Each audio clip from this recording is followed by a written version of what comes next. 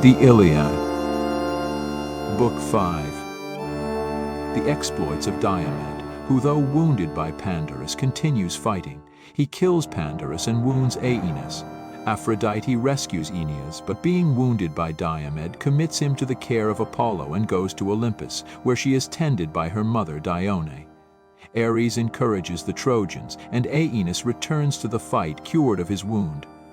Athena and Hera help the Achaeans, and by the advice of the former Diomed, wounds Ares, who returns to Olympus to get cured. Then Pallas Athena put valor into the heart of Diomed, son of Tydeus, that he might excel all the other Argives and cover himself with glory. She made a stream of fire flare from his shield and helmet like the star that shines most brilliantly in summer after its bath in the waters of Oceanus.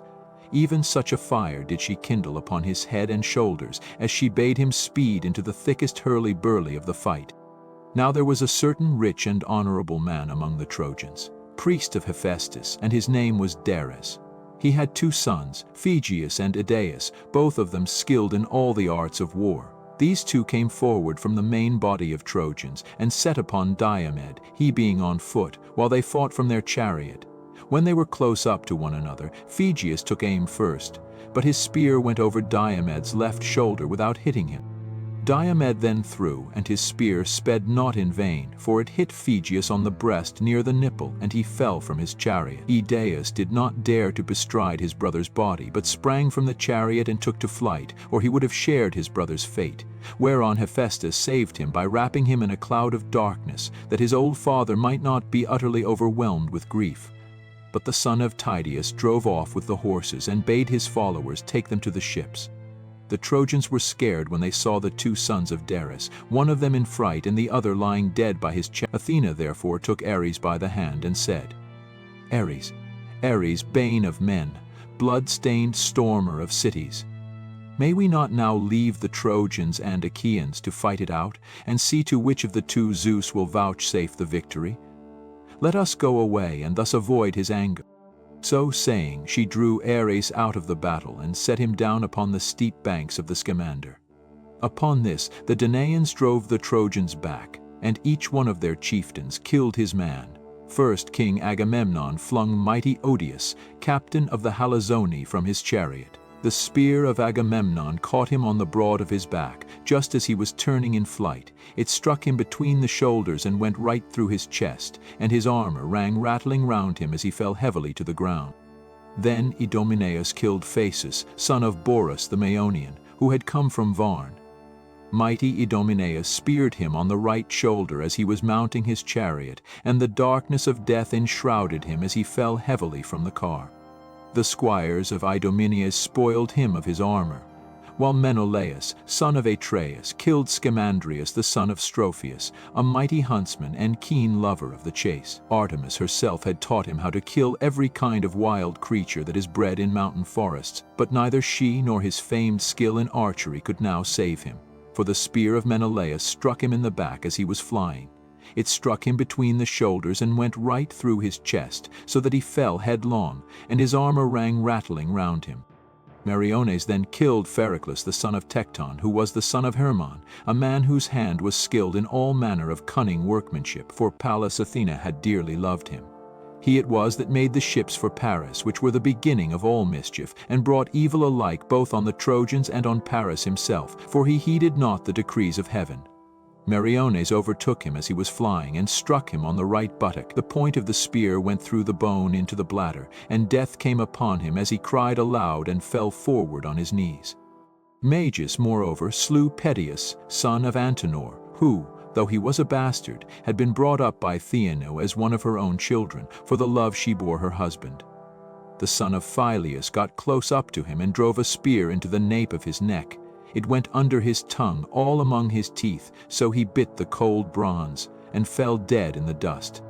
And Eurypylus, son of Euaemon, killed Hypsenor, the son of noble Dolopion, who had been made priest of the river Scamander, and was honored among the people as though he were a god. Eurypylus gave him chase as he was flying before him, smote him with his sword upon the arm, and lopped his strong hand from off it. The bloody hand fell to the ground, and the shades of death, with fate that no man can withstand, came over his eyes. Thus furiously did the battle rage between them. As for the son of Tydeus, you could not say whether he was more among the Achaeans or the Trojans. He rushed across the plain like a winter torrent that has burst its barrier in full flood. No dikes, no walls of fruitful vineyards can embank it when it is swollen with rain from heaven, but in a moment it comes tearing onward, and lays many a field waste that many a strong man's hand has reclaimed. Even so were the dense phalanxes of the Trojans driven in rout by the son of Tydeus, and many though they were, they dared not abide his onslaught. Now when the son of Lycaon saw him scouring the plain and driving the Trojans pell-mell before him, he aimed an arrow and hit the front part of his cuirass near the shoulder. The arrow went right through the metal and pierced the flesh, so that the cuirass was covered with blood. On this the son of Lycaon shouted in triumph, "Knights, Trojans, come on! The bravest of the Achaeans is wounded, and he will not hold out much longer if King Apollo was indeed with me when I sped from Lycia hither." Thus did he vaunt, but his arrow had not killed Diomed, who withdrew and made for the chariot and horses of Sthenelus, the son of Capaneus.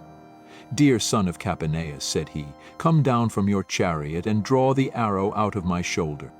Sthenelus sprang from his chariot and drew the arrow from the wound, whereon the blood came spouting out through the hole that had been made in his shirt. Then Diomed prayed, saying, "Hear me, daughter of aegis-bearing Zeus, unweariable. If ever you loved my father well and stood by him in the thick of a fight, do the like now by me. Grant me to come within a spear's throw of that man and kill him. He has been too quick for me and has wounded me, and now he is boasting that I shall not see the light of the sun much longer." Thus he prayed, and Pallas Athena heard him. She made his limbs supple and quickened his hands and his feet. Then she went up close to him and said, "Fear not, Diomed, to do battle with the Trojans, for I have set in your heart the spirit of your knightly father Tydeus. Moreover, I have withdrawn the veil from your eyes, that you know gods and men apart. If then any other god comes here and offers you battle, do not fight him, but should Zeus's daughter Aphrodite come, strike her with your spear and wound her." When she had said this, Athena went away, and the son of Tydeus again took his place among the foremost fighters, 3 times more fierce even than he had been before. He was like a lion that some mountain shepherd has wounded but not killed. As he is springing over the wall of a sheepyard to attack the sheep, the shepherd has roused the brute to fury but cannot defend his flock, so he takes shelter under cover of the buildings, while the sheep, panic-stricken on being deserted, are smothered in heaps, one on top of the other, and the angry lion leaps out over the sheepyard wall. Even thus did Diomed go furiously about among the Trojans. He killed Astinus and Hypeiron, shepherd of his people, the one with a thrust of his spear which struck him above the nipple, the other with a sword cut on the collarbone that severed his shoulder from his neck and back. He let both of them lie and went in pursuit of Abas and Polyidus, sons of the old reader of dreams, Eurydamas. They never came back for him to read them any more dreams, for mighty Diomed made an end of them. He then gave chase to Xanthus and Thun, the 2 sons of Phaenops, both of them very dear to him, for he was now worn out with age, and begat no more sons to inherit his possessions. But Diomed took both their lives and left their father sorrowing bitterly, for he never more saw them come home from battle alive, and his kinsmen divided his wealth among themselves. Then he came upon 2 sons of Priam, Echemon and Chromius, as they were both in one chariot. He sprang upon them as a lion fastens on the neck of some cow or heifer when the herd is feeding in a coppice. For all their vain struggles he flung them both from their chariot and stripped the armor from their bodies. Then he gave their horses to his comrades to take them back to the ships. When Aeneas saw him thus making havoc among the ranks, he went through the fight amid the rain of spears to see if he could find Pandarus. When he had found the brave son of Lycaon, he said, "Pandarus, where is now your bow, your winged arrows, and your renown as an archer, in respect of which no man here can rival you, nor is there any in Lycia that can beat you? Lift then your hands to Zeus, and send an arrow at this fellow who is going so masterfully about, and has done such deadly work among the Trojans. He has killed many a brave man. Unless indeed he is some god who is angry with the Trojans about their sacrifices, and has set his hand against them in his displeasure." And the son of Lycaon answered, "Aeneas, I take him for none other than the son of Tydeus. I know him by his shield, the visor of his helmet, and by his horses.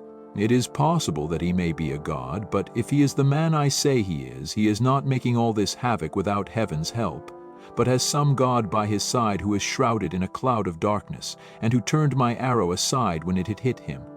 I have taken aim at him already, and hit him on the right shoulder. My arrow went through the breastpiece of his cuirass, and I made sure I should send him hurrying to the world below, but it seems that I have not killed him. There must be a god who is angry with me. Moreover, I have neither horse nor chariot. In my father's stables there are 11 excellent chariots, fresh from the builder, quite new, with cloth spread over them, and by each of them there stand a pair of horses, champing barley and rye. My old father Lycaon urged me again and again when I was at home and on the point of starting, to take chariots and horses with me, that I might lead the Trojans in battle, but I would not listen to him. It would have been much better if I had done so, but I was thinking about the horses, which had been used to eat their fill, and I was afraid that in such a great gathering of men they might be ill-fed, so I left them at home and came on foot to Iliad, armed only with my bow and arrows. These, it seems, are of no use, for I have already hit 2 chieftains, the sons of Atreus and of Tydeus, and though I drew blood surely enough, I have only made them still more furious. I did ill to take my bow down from its peg on the day I led my band of Trojans to Iliad in Hector's service, and if ever I get home again to set eyes on my native place, my wife and the greatness of my house, may someone cut my head off then and there if I do not break the bow and set it on a hot fire, such pranks as it plays me." Aeneas answered, "Say no more. Things will not mend till we too go against this man with chariot and horses and bring him to a trial of arms. Mount my chariot, and note how cleverly the horses of Tros can speed hither and thither over the plain in pursuit or flight. If Zeus again vouchsafes glory to the son of Tydeus, they will carry us safely back to the city. Take hold then of the whip and reins while I stand upon the car to fight, or else do you wait this man's onset while I look after the horses." "Aeneas," replied the son of Lycaon, "take the reins and drive. If we have to fly before the son of Tydeus, the horses will go better for their own driver. If they miss the sound of your voice when they expect it, they may be frightened and refuse to take us out of the fight. The son of Tydeus will then kill both of us and take the horses. Therefore drive them yourself, and I will be ready for him with my spear." They then mounted the chariot and drove full speed towards the son of Tydeus.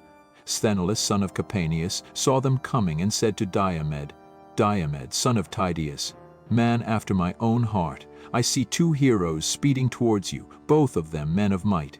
The one a skillful archer, Pandarus, son of Lycaon, the other Aeneas, whose sire is Anchises, while his mother is Aphrodite.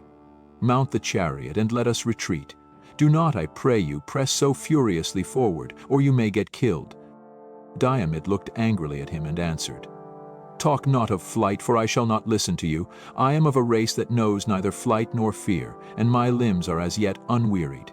I am in no mind to mount, but will go against them even as I am. Pallas Athena bids me be afraid of no man, and even though one of them escape, their steeds shall not take both back again. I say further, and lay my saying to your heart, if Athena sees fit to vouchsafe me the glory of killing both, stay your horses here and make the reins fast to the rim of the chariot. Then be sure you spring Aeneas's horses and drive them from the Trojan to the Achaean ranks.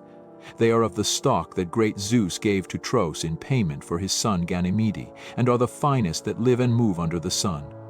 King Anchises stole the blood by putting his mares to them without Laomedon's knowledge, and they bore him 6 foals. 4 are still in his stables, but he gave the other 2 to Aeneas. We shall win great glory if we can take them." Thus did they converse, but the other 2 had now driven close up to them, and the son of Lycaon spoke first. "Great and mighty son," said he, "of noble Tydeus, my arrow failed to lay you low, so I will now try with my spear." He poised his spear as he spoke and hurled it from him. It struck the shield of the son of Tydeus. The bronze point pierced it and passed on till it reached the breastplate. Thereon the son of Lycaon shouted out and said, "You are hit clean through the belly. You will not stand out for long, and the glory of the fight is mine." But Diomed, all undismayed, made answer, "You have missed, not hit.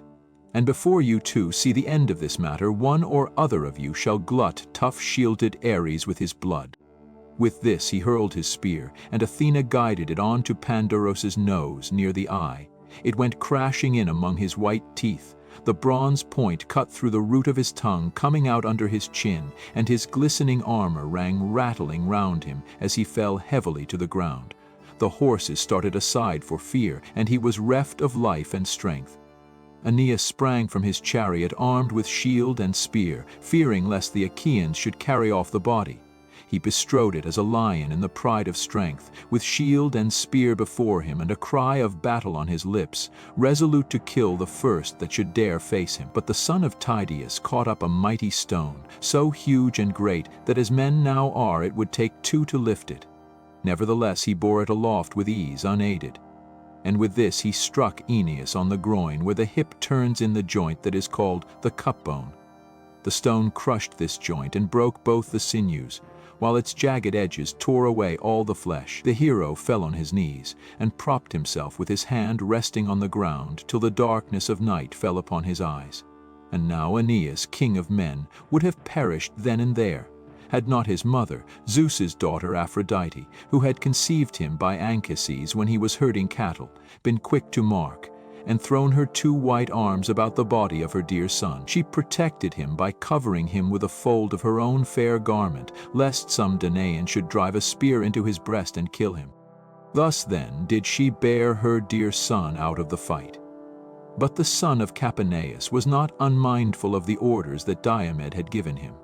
He made his own horses fast, away from the hurly-burly, by binding the reins to the rim of the chariot. Then he sprang upon Aeneas's horses and drove them from the Trojan to the Achaean ranks. When he had so done, he gave them over to his chosen comrade Deipolus, whom he valued above all others as the one who was most like-minded with himself, to take them on to the ships. He then remounted his own chariot, seized the reins, and drove with all speed in search of the son of Tydeus. Now the son of Tydeus was in pursuit of the Cyprian goddess, spear in hand, for he knew her to be feeble and not one of those goddesses that can lord it among men in battle like Athena or Enyo, the waster of cities. And when at last, after a long chase, he caught her up, he flew at her and thrust his spear into the flesh of her delicate hand. The point tore through the ambrosial robe which the Graces had woven for her, and pierced the skin between her wrist and the palm of her hand, so that the immortal blood, or ichor, that flows in the veins of the blessed gods, came pouring from the wound. For the gods do not eat bread nor drink wine, hence they have no blood such as ours, and are immortal. Aphrodite screamed aloud and let her son fall, but Phoebus Apollo caught him in his arms and hid him in a cloud of darkness, lest some Danaan should drive a spear into his breast and kill him. And Diomed shouted out as he left her, "Daughter of Zeus, leave war and battle alone. Can you not be contented with beguiling silly women? If you meddle with fighting, you will get what will make you shudder at the very name of war." The goddess went dazed and discomfited away, and Iris, fleet as the wind, drew her from the throng in pain and with her fair skin all besmirched. She found fierce Ares waiting on the left of the battle, with his spear and his two fleet steeds resting on a cloud, whereon she fell on her knees before her brother and implored him to let her have his horses. "Dear brother," she cried, "save me and give me your horses to take me to Olympus where the gods dwell. I am badly wounded by a mortal, the son of Tydeus, who would now fight even with Father Zeus." Thus she spoke, and Ares gave her his gold-bedizened steeds. She mounted the chariot, sick and sorry at heart, while Iris sat beside her and took the reins in her hand. She lashed her horses on, and they flew forward, nothing loath, till in a trice they were at high Olympus, where the gods have their dwelling. There she stayed them, unloosed them from the chariot, and gave them their ambrosial forage. But Aphrodite flung herself onto the lap of her mother Dione, who threw her arms about her and caressed her, saying, "Which of the heavenly beings has been treating you in this way, as though you had been doing something wrong in the face of day?" And laughter-loving Aphrodite answered, "Proud Diomed, the son of Tydeus, wounded me because I was bearing my dear son Aeneas, whom I love best of all mankind, out of the fight. The war is no longer one between Trojans and Achaeans, for the Danaans have now taken to fighting with the immortals." "Bear it, my child," replied Dione, "and make the best of it. We dwellers in Olympus have to put up with much at the hands of men, and we lay much suffering on one another. Ares had to suffer when Otus and Ephialtes, children of Alueus, bound him in cruel bonds, so that he lay 13 months imprisoned in a vessel of bronze. Ares would have then perished had not fair Erebua, stepmother to the sons of Alueus, told Hermes, who stole him away when he was already well nigh worn out by the severity of his bondage. Hera again suffered when the mighty son of Amphitryon wounded her on the right breast with a 3-barbed arrow, and nothing could assuage her pain. So also did huge Hades, when this same man, the son of Aegis-bearing Zeus, hit him with an arrow even at the gates of hell, and hurt him badly. Thereon Hades went to the house of Zeus on great Olympus, angry and full of pain, and the arrow in his brawny shoulder caused him great anguish, till Paeon healed him by spreading soothing herbs on the wound, for Hades was not of mortal mold. Daring, headstrong, evildoer who recked not of his sin in shooting the gods that dwell in Olympus, and now Athena has egged this son of Tydeus on against yourself, fool that he is, for not reflecting that no man who fights with gods will live long or hear his children prattling about his knees when he returns from battle. Let then the son of Tydeus see that he does not have to fight with one who is stronger than you are. Then shall his brave wife Aegialeia, daughter of Adrestus, rouse her whole house from sleep, wailing for the loss of her wedded lord, Diomed, the bravest of the Achaeans. So saying, she wiped the ichor from the wrist of her daughter with both hands, whereon the pain left her, and her hand was healed. But Athena and Hera, who were looking on, began to taunt Zeus with their mocking talk. And Athena was first to speak. "Father Zeus," said she, "do not be angry with me, but I think the Cyprian must have been persuading someone of the Achaean women to go with the Trojans, of whom she is so very fond. And while caressing one or other of them, she must have torn her delicate hand with the gold pin of the woman's brooch." The sire of gods and men smiled, and called golden Aphrodite to his side. "My child," said he, "it has not been given you to be a warrior. Attend henceforth to your own delightful matrimonial duties, and leave all this fighting to Ares and to Athena." Thus did they converse. But Diomed sprang upon Aeneas, though he knew him to be in the very arms of Apollo. Not one whit did he fear the mighty god, so set was he on killing Aeneas and stripping him of his armor. Thrice did he spring forward with might and main to slay him, and thrice did Apollo beat back his gleaming shield. When he was coming on for the 4th time, as though he were a god, Apollo shouted to him with an awful voice and said, "Take heed, son of Tydeus, and draw off. Think not to match yourself against gods, for men that walk the earth cannot hold their own with the immortals." The son of Tydeus then gave way for a little space to avoid the anger of the god, while Apollo took Aeneas out of the crowd and set him in sacred Pergamus, where his temple stood. There, within the mighty sanctuary, Leto and Artemis healed him and made him glorious to behold, while Apollo of the silver bow fashioned a wraith in the likeness of Aeneas, and armed as he was. Round this the Trojans and Achaeans hacked at the bucklers about one another's breasts, hewing each other's round shields and light hide-covered targets. Then Phoebus Apollo said to Ares, "Ares, Ares, bane of men, blood-stained stormer of cities, can you not go to this man, the son of Tydeus, who would now fight even with Father Zeus, and draw him out of the battle?" He first went up to the Cyprian, and wounded her in the hand near her wrist, and afterwards sprang upon me too, as though he were a god. He then took his seat on the top of Pergamus, while murderous Ares went about among the ranks of the Trojans, cheering them on, in the likeness of fleet Acamas, chief of the Thracians. "Sons of Priam," said he, "how long will you let your people be thus slaughtered by the Achaeans? Would you wait till they are at the walls of Troy? Aeneas, the son of Anchises, has fallen, he whom we held in as high honor as Hector himself. Help me then to rescue our brave comrade from the stress of the fight." With these words he put heart and soul into them all. Then Sarpedon rebuked Hector very sternly. Said he, "Where is your prowess now? You used to say that though you had neither people nor allies, you could hold the town alone with your brothers and brothers-in-law. I see not one of them here. They cower as hounds before a lion. It is we, your allies, who bear the brunt of the battle. I have come from afar, even from Lycia and the banks of the river Xanthus, where I have left my wife, my infant son, and much wealth to tempt whoever is needy. Nevertheless, I head my Lycian soldiers and stand my ground against any who would fight me, though I have nothing here for the Achaeans to plunder, while you look on, without even bidding your men stand firm in defense of their wives. See that you fall not into the hands of your foes as men caught in the meshes of a net, and they sack your fair city forthwith. Keep this before your mind night and day, and beseech the captains of your allies to hold on without flinching, and thus put away their reproaches from you." So spoke Sarpedon, and Hector smarted under his words. He sprang from his chariot clad in his suit of armor, and went about among the host brandishing his 2 spears, exhorting the men to fight and raising the terrible cry of battle.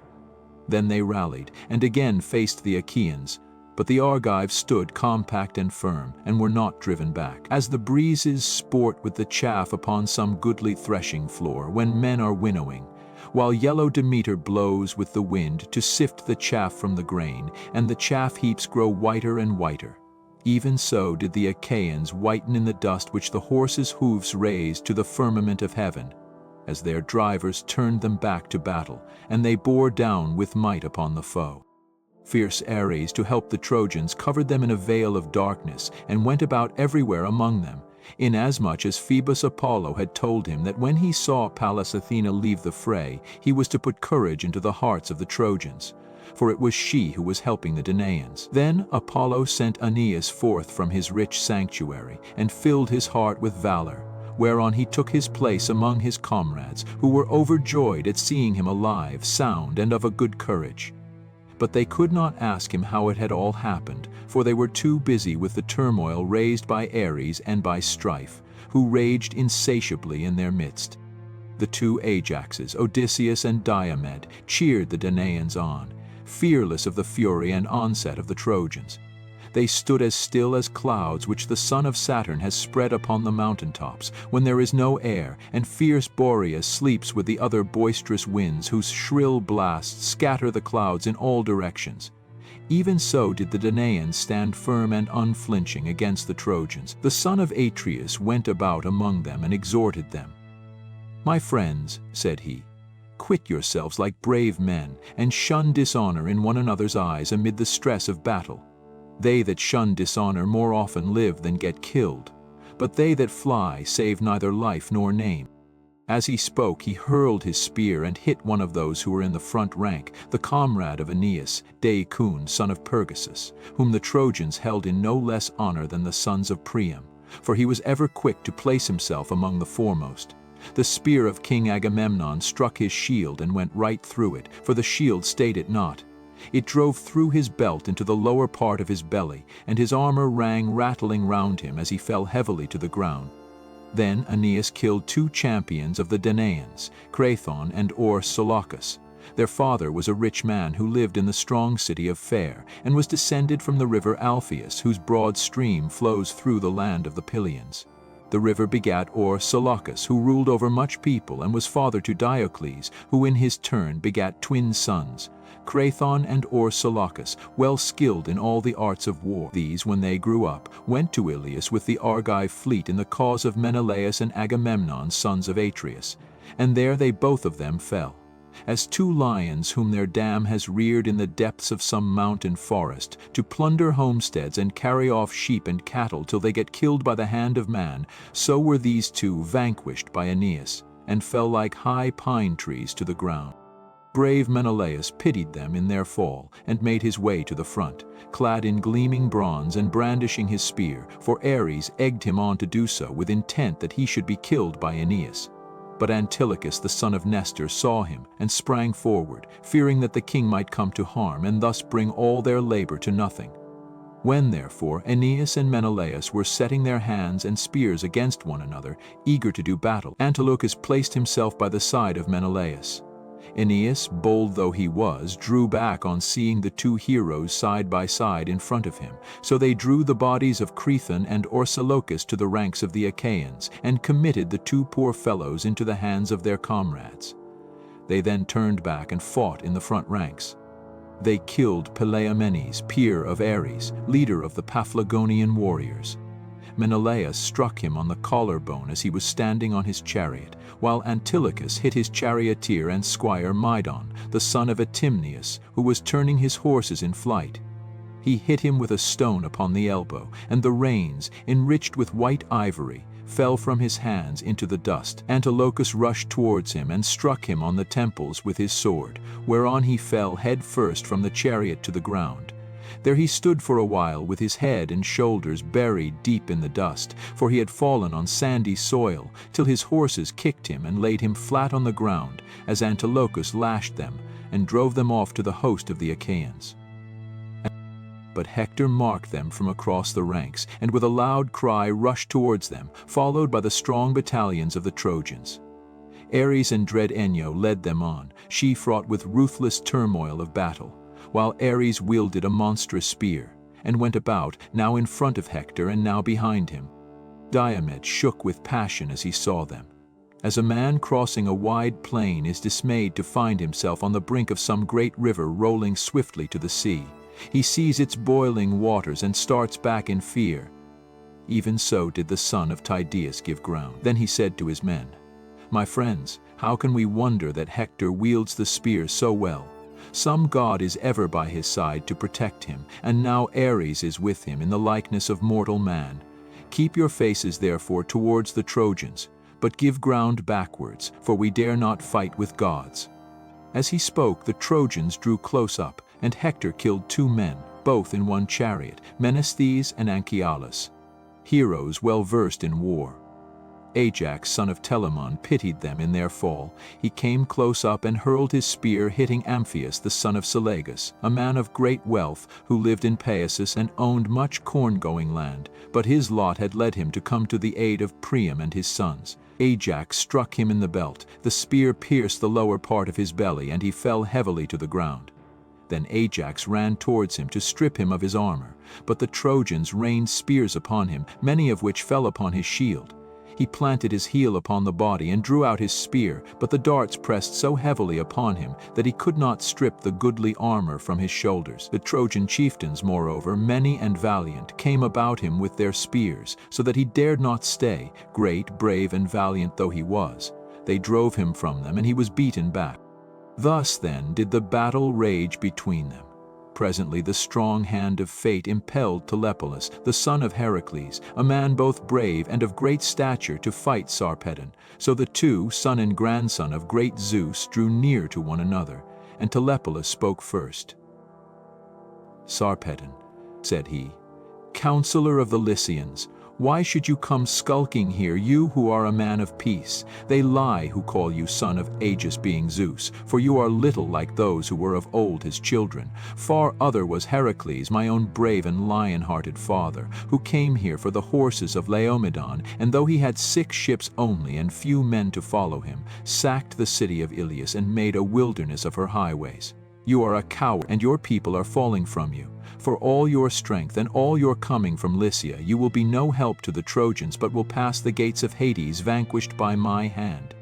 And Sarpedon, captain of the Lycians, answered, "Tlepolemus, your father overthrew Iliad by reason of Laomedon's folly in refusing payment to one who had served him well. He would not give your father the horses which he had come so far to fetch. As for yourself, you shall meet death by my spear. You shall yield glory to myself, and your soul to Hades of the noble steeds." Thus spoke Sarpedon, and Tlepolemus upraised his spear. They threw at the same moment, and Sarpedon struck his foe in the middle of his throat. The spear went right through, and the darkness of death fell upon his eyes.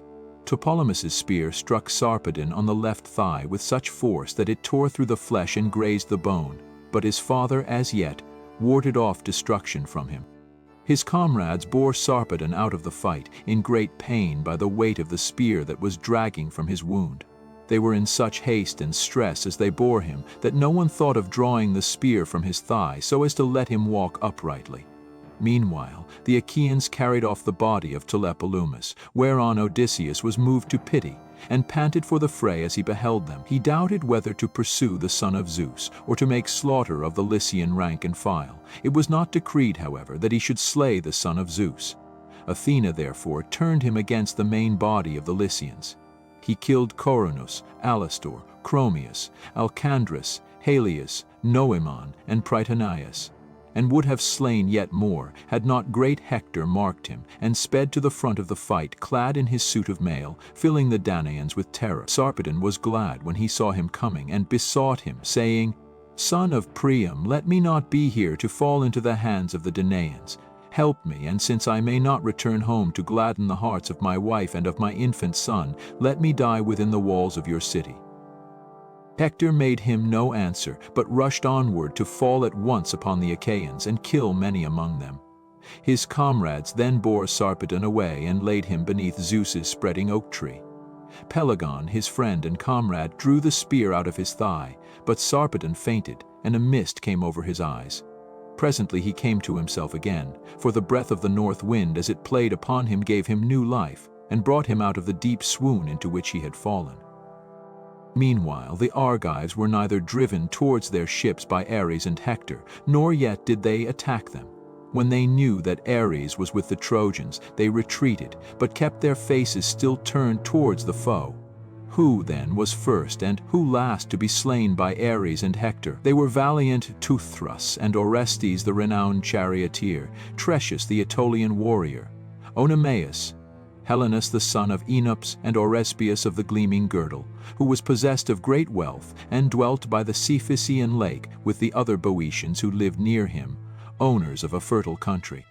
Now when the goddess Hera saw the Argives thus falling, she said to Athena, "Alas, daughter of aegis-baying Zeus unweariable, the promise we made Menelaus that he should not return till he had sacked the city of Ilias will be of no effect if we let Ares rage thus furiously. Let us go into the fray at once." Athena did not gainsay her. Thereon the august goddess, daughter of great Saturn, began to harness her gold-bedizened steeds. Hebe with all speed fitted on the 8-spoked wheels of bronze that were on either side of the iron axle gate. The felloes of the wheels were of gold, imperishable, and over these there was a tire of bronze, wondrous to behold. The naves of the wheels were silver, turning round the axle upon either side. The car itself was made with plated bands of gold and silver, and it had a double top rail running all round it. From the body of the car there went a pole of silver, on to the end of which she bound the golden yoke with the bands of gold that were to go under the necks of the horses. Then Hera put her steeds under the yoke, eager for battle and the war cry. Meanwhile Athena flung her richly embroidered vesture, made with her own hands, onto her father's threshold, and donned the shirt of Zeus, arming herself for battle. She threw her tasseled aegis about her shoulders, wreathed round with rout as with a fringe, and on it were strife and strength and panic whose blood runs cold. Moreover, there was the head of the dread monster Gorgon, grim and awful to behold, portent of aegis-bearing. On her head she set her helmet of gold with 4 plumes, and coming to a peak both in front and behind, decked with the emblems of 100 cities. Then she stepped into her flaming chariot and grasped the spear, so stout and sturdy and strong, with which she quells the ranks of heroes who have displeased her. Hera lashed the horses on, and the gates of heaven bellowed as they flew open of their own accord, gates over which the Hours preside, in whose hands are heaven and Olympus, either to open the dense cloud that hides them or to close it. Through these the goddesses drove their obedient steeds, and found the son of Saturn sitting all alone on the topmost ridges of Olympus. There Hera stayed her horses, and spoke to Zeus the son of Saturn, lord of all. "Father Zeus," said she, "are you not angry with Ares for these high doings? How great and goodly a host of the Achaeans he has destroyed to my great grief, and without either right or reason, while the Cyprian and Apollo are enjoying it all at their ease and setting this unrighteous madman on to do further mischief. I hope, Father Zeus, that you will not be angry if I hit Ares hard and chase him out of the battle." And Zeus answered, "Set Athena onto him, for she punishes him more often than anyone else does." Hera did as he had said. She lashed her horses, and they flew forward nothing loath midway betwixt earth and sky. As far as a man can see when he looks out upon the sea from some high beacon, so far can the loud neighing horses of the gods spring at a single bound. When they reached Troy and the place where its 2 flowing streams, Simois and Scamander, meet, There Hera stayed them and took them from the chariot. She hid them in a thick cloud, and Simois made ambrosia spring up for them to eat. The two goddesses then went on, flying like turtle doves in their eagerness to help the Argives. When they came to the part where the bravest and most in number were gathered about mighty Diomed, fighting like lions or wild boars of great strength and endurance, there Hera stood still and raised a shout like that of brazen-voiced Stentor, whose cry was as loud as that of 50 men together. "Auguries!" she cried. "Shame on cowardly creatures, brave in semblance only, as long as Achilles was fighting, if his spear was so deadly that the Trojans dared not show themselves outside the Dardanian gates, but now they sally far from the city and fight even at your ships." With these words she put heart and soul into them all, while Athena sprang to the side of the son of Tydeus, whom she found near his chariot and horses, cooling the wound that Pandarus had given him. For the sweat caused by the hand that bore the weight of his shield irritated the hurt. His arm was weary with pain, and he was lifting up the strap to wipe away the blood. The goddess laid her hand on the yoke of his horses and said, "The son of Tydeus is not such another as his father. Tydeus was a little man, but he could fight, and rushed madly into the fray even when I told him not to do so. When he went all unattended as envoy to the city of Thebes among the Cadmeans, I bade him feast in their houses and be at peace. But with that high spirit which was ever present with him, he challenged the youth of the Cadmeans and at once beat them in all that he attempted. So mightily did I help him. I stand by you too to protect you, and I bid you be instant in fighting the Trojans. But either you are tired out or you are afraid and out of heart, and in that case I say that you are no true son of Tydeus the son of Oeneus." Diomed answered, "I know you, goddess, daughter of Aegis-bearing Zeus, and will hide nothing from you. I am not afraid nor out of heart, nor is there any slackness in me. I am only following your own instructions. You told me not to fight any of the blessed gods, but if Zeus's daughter Aphrodite came into battle, I was to wound her with my spear. Therefore I am retreating, and bidding the other Argives gather in this place, for I know that Ares is now lording it in the field." "Diomed, son of Tydeus," replied Athena, "man after my own heart, fear neither Ares nor any other of the immortals, for I will befriend you. Nay, drive straight at Ares and smite him in close combat. Fear not this raging madman, villain incarnate, first on one side and then on the other." But now he was holding talk with Hera and myself, saying he would help the Argives and attack the Trojans. Nevertheless, he is with the Trojans and has forgotten the Argives. With this she caught hold of Sthenelus and lifted him off the chariot onto the ground. In a second he was on the ground, whereupon the goddess mounted the car and placed herself by the side of Diomed. The oaken axle groaned aloud under the burden of the awful goddess and the hero. Pallas Athena took the whip and reins and drove straight at Ares. He was in the act of stripping huge Periphas, son of Ochesius and bravest of the Aetolians. Bloody Ares was stripping him of his armor, and Athena donned the helmet of Hades, that he might not see her. When, therefore, he saw Diomed, he made straight for him and let Periphas lie where he had fallen. As soon as they were at close quarters, he let fly with his bronze spear over the reins and yoke, thinking to take Diomed's life. But Athena caught the spear in her hand and made it fly harmlessly over the chariot. Diomed then threw, and Pallas Athena drove the spear into the pit of Ares' stomach, where his undergirdle went round him. There Diomed wounded him, tearing his fair flesh and then drawing his spear out again. Ares roared as loudly as 9,000 or 10,000 men in the thick of a fight, and the Achaeans and Trojans were struck with panic, so terrible was the cry he raised. As a dark cloud in the sky when it comes on to blow after heat, even so did Diomed, son of Tydeus, see Ares ascend into the broad heavens. With all speed he reached high Olympus, home of the gods, and in great pain sat down beside Zeus the son of Saturn. He showed Zeus the immortal blood that was flowing from his wound, and spoke piteously, saying, "Father Zeus, are you not angered by such doings? We gods are continually suffering in the most cruel manner at one another's hands while helping mortals, and we all owe you a grudge for having begotten that mad termagant of a daughter who is always committing outrage of some kind. We other gods must all do as you bid us, but her you neither scold nor punish. You encourage her because the pestilent creature is your daughter.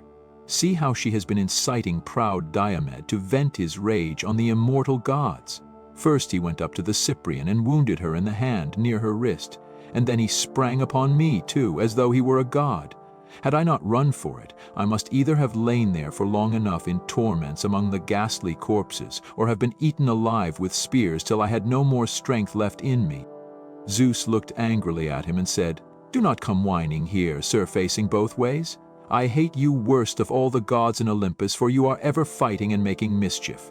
You have the intolerable and stubborn spirit of your mother Hera. It is all I can do to manage her, and it is her doing that you are now in this plight. Still, I cannot let you remain longer in such great pain. You are my own offspring, and it was by me that your mother conceived you. If, however, you had been the son of any other god, you are so destructive that by this time you should have been lying lower than the Titans." He then bade Paeon heal him, whereon Paeon spread pain-killing herbs upon his wound and cured him, for he was not of mortal mold. As the juice of the figary curdles milk and thickens it in a moment though it is liquid, even so instantly did Paeon cure fierce Ares. Then he bewashed him, and clothed him in goodly raiment, and he took his seat by his father Zeus, all glorious to behold. But Hera of Argos and Athena of Alalcomene, now that they had put a stop to the murderous doings of Ares, went back again to the house of Zeus.